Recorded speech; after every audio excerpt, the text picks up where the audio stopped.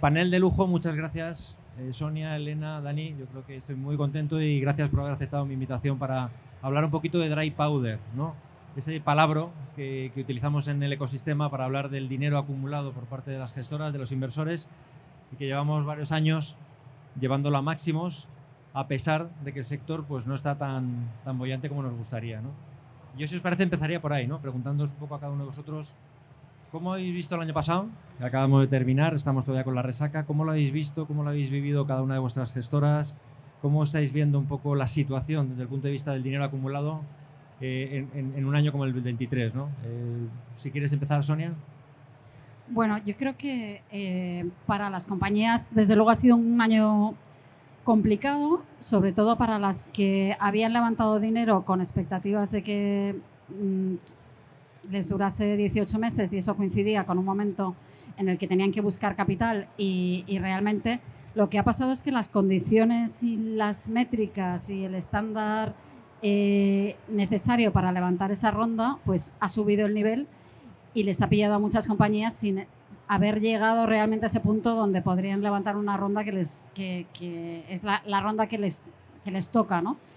Y eso al final pues ha hecho que muchas compañías, al no verlo eso tan claro, pues han tenido que echar un poco el freno de mano, reducir costes y esperar, ¿no? Entonces ha sido un año donde también los fondos hemos visto menos deal flow porque las compañías han estado también un poco en ese impasse de, bueno, voy a esperar.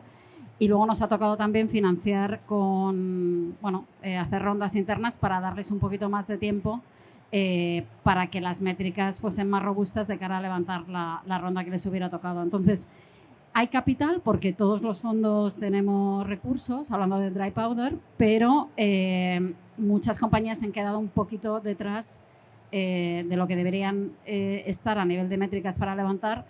Y ahora la vara de estándar es mucho más alta o a lo mejor puedes pensar que siempre tendría que haber estado más alta, pero la realidad es que hace 2 años no estaba así y ahora, bueno, pues lo están pasando peor. Bueno, pues yo complementando un poco lo que decía Sonia, porque la verdad es que la lectura es exactamente la misma, ¿no? Ha sido un año un poco de impasse, ¿no? Y un poco de wait and see y de trabajar mucho dentro de las casas, ¿no? Tanto dentro de las propias compañías, ser mucho más eficiente, como dentro de los fondos también trabajar muy bien la cartera y mirar mucho dónde invertíamos. Pero bueno, también como reflexión un poco positiva, ¿no? para también el panel de después, veníamos de 2 años realmente de récord, ¿no? Que también teníamos estadísticas de inversión, de actividad, de valoraciones realmente muy superiores a lo que era nuestro ecosistema. Entonces, si lo comparamos un poco con una de visión un poco más histórica, estamos en niveles de prepandemia, con lo cual yo creo que la buena noticia es que tenemos un ecosistema muy robusto, porque hemos recuperado y estamos ahí a prepandemia, con muy buenos activos en cuanto a equipos y en cuanto a tecnología, y que este año será intenso seguro y de mucha actividad porque no nos queda otra. Sí, Dani. Bueno, poco más que añadir. Un poco ley del péndulo, como acaba de decir Elena, 20-21 años de récord absoluto en todo, en levantar capital, en rondas, en valoraciones. 22-23, 2 años complicadísimos en todo, en valoraciones, en levantar capital en las compañías. Nosotros no hemos hecho fundraising, por suerte, en estos 2 años, no teníamos que hacer, o sea que no lo sé, pero por lo que me llega ha sido 2 años complicadísimos también de fundraising. Y la nota positiva quizá también es que si miras estadísticamente series de crisis anteriores, suelen durar como mucho 8 trimestres. Y 8 trimestres ya los ha hecho, o sea que en principio ahora deberíamos empezar a ver brotes verdes. Bueno, pues estamos en los brotes verdes ya, por lo menos. Oye, un tema que el año pasado nos impactó a todos fue casi la desaparición de los fondos internacionales, de los inversores internacionales, ¿no? ¿Cómo percibís que para el 2024 se vea a España como destino de inversión, como un ecosistema sólido, de alguna manera, para construir dragones, unicornios, lo que queráis, ¿no? Pero decir, oye, un destino apetecible frente a la elevadísima competencia que tenemos en Europa, por supuesto, pero también fuera de Europa, ¿no? Desde el punto de vista de uso eficiente de ese dry powder. Bueno, yo creo que España sigue siendo muy interesante. Yo creo que tenemos no solo Madrid y Barcelona, tenemos Málaga, tenemos Valencia. Cada vez, yo creo que al tener más compañías que realmente llegan a un tamaño importante y y tienen relevancia global, ya no se ve España como una zona donde es muy difícil que se puedan financiar compañías grandes. Y yo creo que una cosa muy interesante es que cada vez estamos viendo emprendedores que montan su segunda y tercera compañía y eso sí que se nota muchísimo a nivel de su capacidad de atraer inversores internacionales muy pronto en esas rondas, porque ya tienen un poco el track record de haber hecho compañías grandes antes. Y eso la verdad es que yo creo que nos va a ir muy bien a todos en la medida en que seamos capaces de financiar compañías que lo hagan bien y que al final ya no el inversor internacional no cuestione por qué España, ¿no? Que a nosotros nos pasa cuando vamos a financiarnos fuera, que no solamente tenemos que hablar de posicionamiento, sino de posicionamiento dentro de nuestro mercado. Y eso, al final, pues, si eso conseguimos que no esté despejada esa variable de la ecuación y que se dé por supuesto que pueden salir empresas globales interesantes desde aquí, como desde Alemania o desde Estocolmo, pues nos irá mejor. Pero yo creo que está pasando cada vez más. No, yo creo que realmente el interés de los fondos internacionales por el ecosistema nacional es una realidad y es algo que está aquí para quedarse. De hecho, nosotros siendo fondo internacional hay muchos fondos que nos llaman, oye, ¿y qué tal? ¿Y tu experiencia en España? ¿Y cómo ves el ecosistema? O sea, que están ahí. Es cierto que fruto de que ha habido esa ralentización un poco de la actividad, pues bueno, han estado todos un poco de prefiero invertir más cerca de mi casa, ¿no? Porque al final conozco mejor pues ese emprendedor, ese ecosistema y tal, pero ha sido más quizás por el momento que no porque se haya perdido interés realmente en los activos, ¿no? Es lo que decíamos, tenemos buen equipo, buena tecnología y yo creo que también haciendo un poco de reflexión de nosotros mismos, ¿no? De los fondos, también hemos ganado experiencia internacional, ¿no? Y ese currículum. Entonces ya no solo se mira oye, hay activos para invertir, sino, oye, esos socios, ¿no? Esos compañeros de viaje en cuanto a fondo, me dan solvencia para invertir en España y tal. Y yo creo que también nosotros hemos ganado en todo esto, ¿no? Y es algo que hemos de continuar trabajando, pero que estamos ahí. Sí, muy rápido, por no repetir, yo creo que es obvio que en la evolución que ha tenido el ecosistema emprendedor, la calidad de las startups, de los equipos fundadores, de los inversores locales, pues es que es clarísimo. Por lo tanto, yo en el medio-largo plazo soy optimista. En el corto plazo, lo ha dicho Elena, yo creo que cuando hay una crisis fuerte como la que hemos estado viviendo aquí y fuera de aquí, todos tendemos a quedarnos más en nuestras geografías core, ¿no?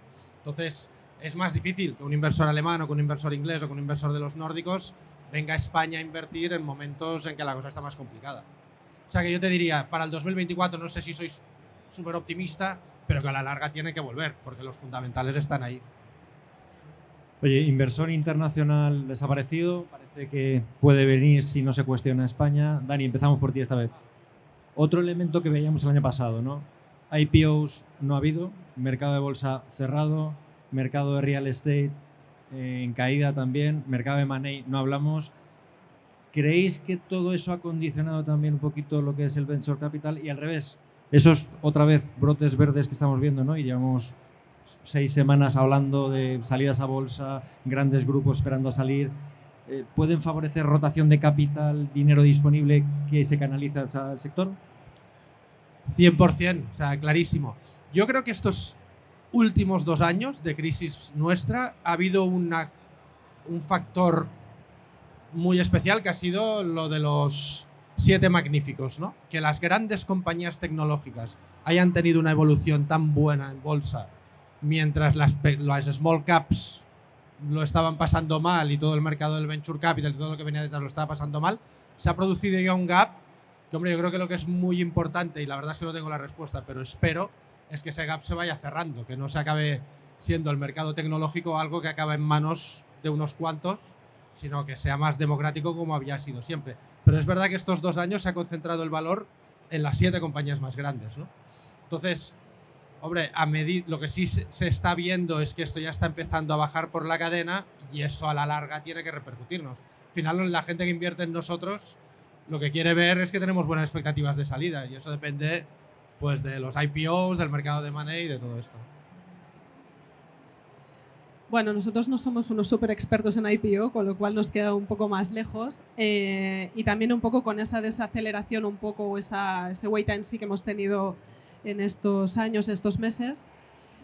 las salidas también han sido wait and see, es decir, no hemos vendido, ¿no? O no hemos desestocado, ¿no? ese portfolio de compañías que tenemos. Y eso también son deberes que tenemos que hacer a corto o medio plazo. Nosotros hemos trabajado siempre más la venta corporate, con lo cual nos toca continuar trabajando igual, mostrar esa eficiencia que hemos intentado conseguir en las compañías y vender eso, la innovación y el activo y el talento, ¿no? Que puede ser realmente un activo diferente para los próximos años dentro de las corporates. Y ese es un poco nuestro objetivo. Sí, yo creo que también el cierre de los mercados públicos para los fondos growth también ha hecho que mucho de ese capital haya buscado invertir un poquito más abajo en rondas más pequeñas, y al final ha hecho que haya más competencia donde había quizás menos o jugadores donde tenían menos sensibilidad a valoración porque no jugaban en ese tipo de rondas. Y eso ha distorsionado un poco el mercado, te diría, pero es muy importante que exista liquidez en el mercado, porque al final, si nuestros LPs no consiguen esa liquidez porque no hay ventanas ni de IPO ni de money, pues es muy difícil que luego no tienen liquidez para seguir invirtiendo en el activo, a no ser que tengan unos activos bajo gestión, o sea, una capacidad de inversión muy grande, que normalmente los LPs en nuestros casos no es así. Y es muy importante que el dinero fluya, porque si no es difícil aumentar y realmente que nosotros podamos financiarnos con esos LPs que no han visto esa liquidez porque no hemos sido capaces de generar esas ventanas de venta para ellos, ¿no? Está claro. Oye, volvemos al tema de la gestión del dry powder, ¿no? Las añadas, las famosas añadas, ¿no? Hemos tenido un año de acumulación, de incremento del dry powder. ¿Cómo veis vosotros que para hacer ese uso eficiente haya que hacer recurso de esa buena gestión de añadas, ¿no? Las valoraciones parece que están en mejor momento que nunca según qué sectores.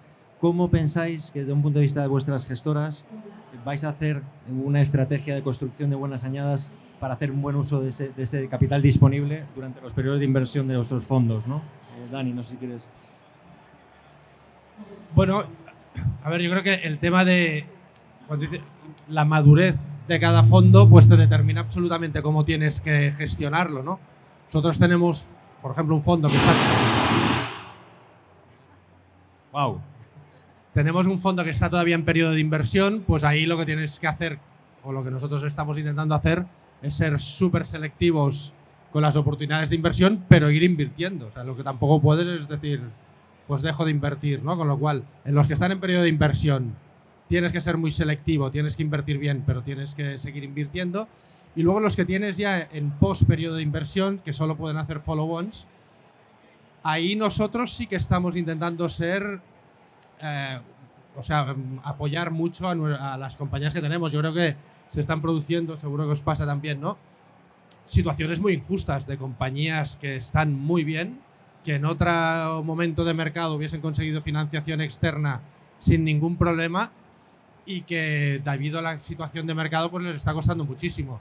Y yo creo que ahí encontrar el balance entre ser todo lo exigente que tienes que ser con tu portfolio, pero a la vez pues apoyarle y hacer que algunas compañías que lo pasarían muy mal o que lo están pasando mal puedan seguir adelante y pasar esta travesía del desierto, para mí es la clave.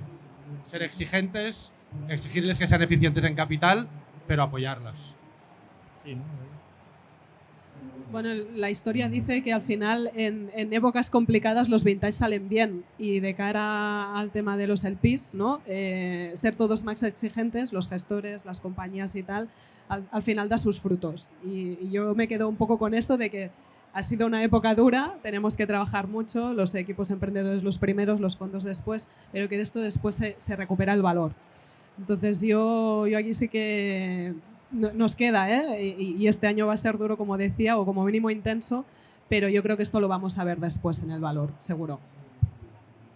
Sí, yo creo que un poco parecido a lo que contáis, y tener mucha disciplina. Yo creo que a veces hemos pecado los fondos en general de quizás hacer cosas un poco por el famoso FOMO o el hype, y te das cuenta que si te sales un poco de tu estrategia y a lo mejor haces cosas donde realmente tu porcentaje de ownership de esa compañía es muy pequeño o no tienes relevancia, o luego al final, si va bien, fenomenal. Que listo había sido de haber visto esta oportunidad, pero si no va bien, dices, bueno, pues realmente es que quizás son cosas que a lo mejor no debería haber hecho, ¿no?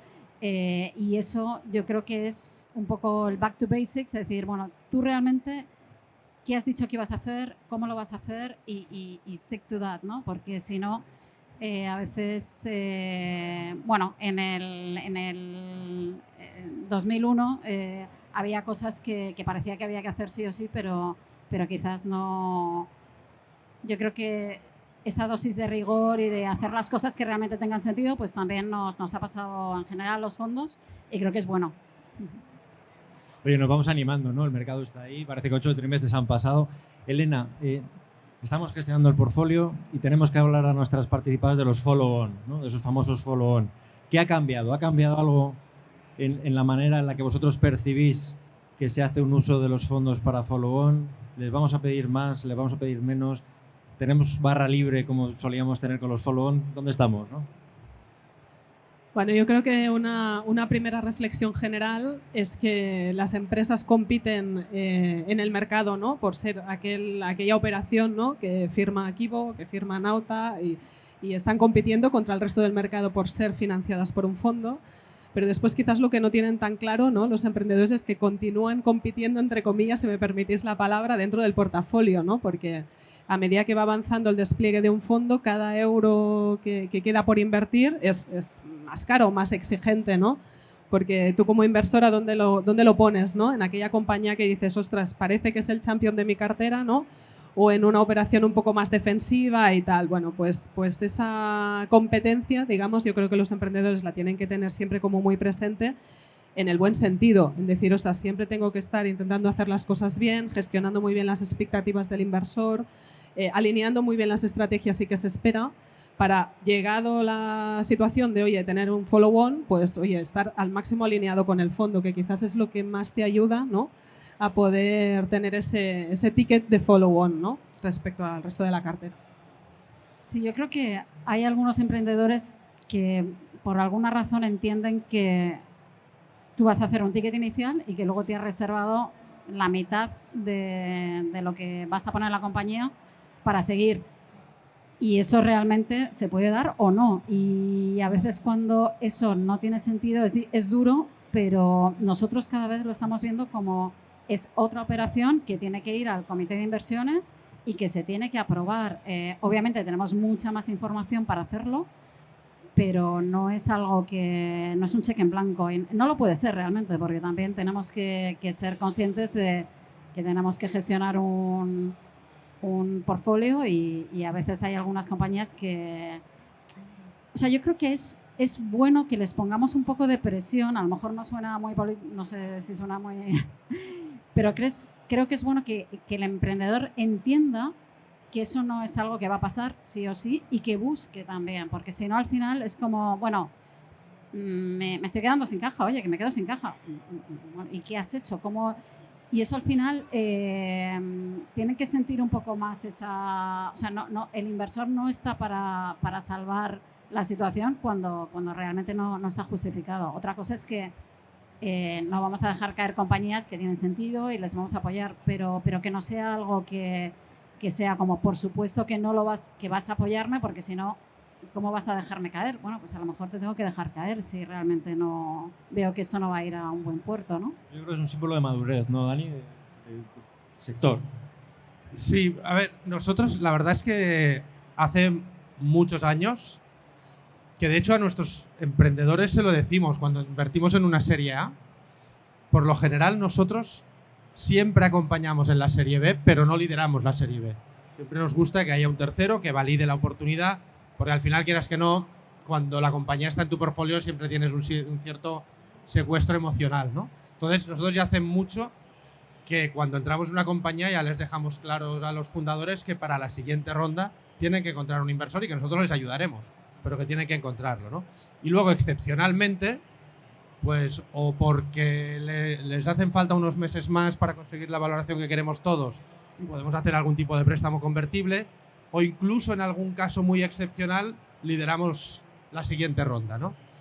Y yo lo único que diría es que quizá en esta situación de mercado que hemos pasado, esa situación en la que a lo mejor un fundador se merece que le financies la siguiente ronda a pesar de no haber conseguido la financiación en el mercado, pues puede haber un motivo muy claro, ¿no? Que es la situación de mercado precisamente. Entonces, quizá hemos estado algo más abiertos, al menos a mirarlo. Luego en la práctica, claro, la crisis nos arrastra a todos y también nos ha costado mucho a la hora de la verdad dar el paso. Pero sí que hemos tenido muy en cuenta esta situación de mercado. Está claro.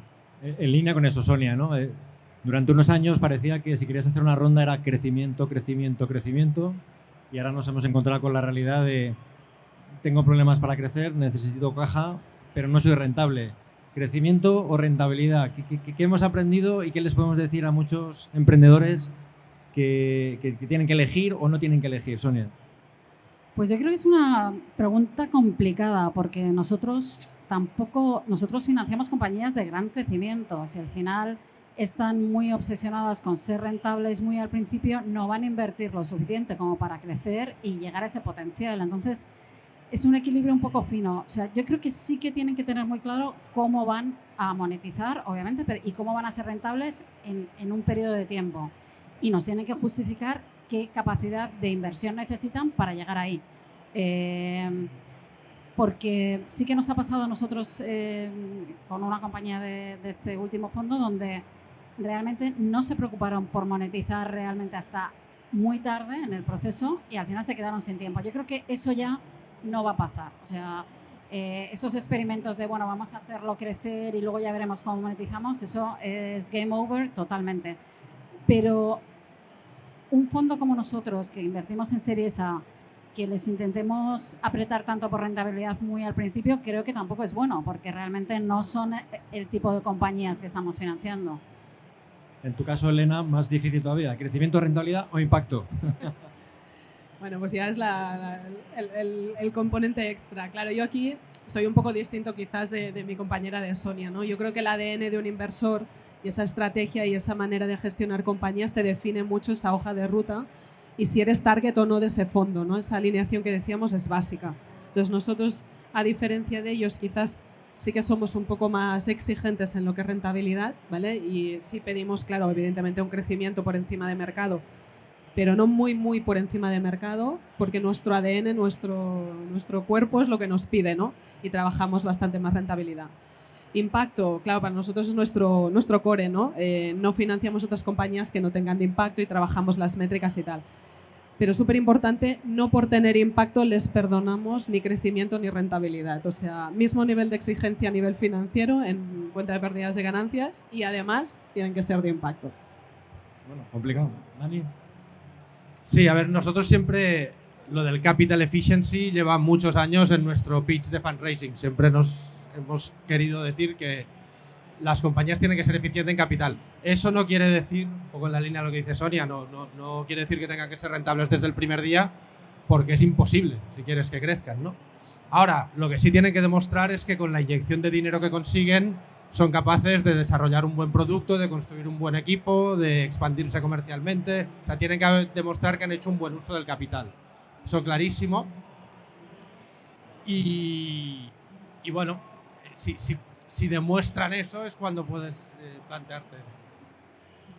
Oye, estamos a principio de año, ¿no? Y todos los años hay miles de informes que hablan de ganadores, perdedores, ¿no? Sectores, tendencias.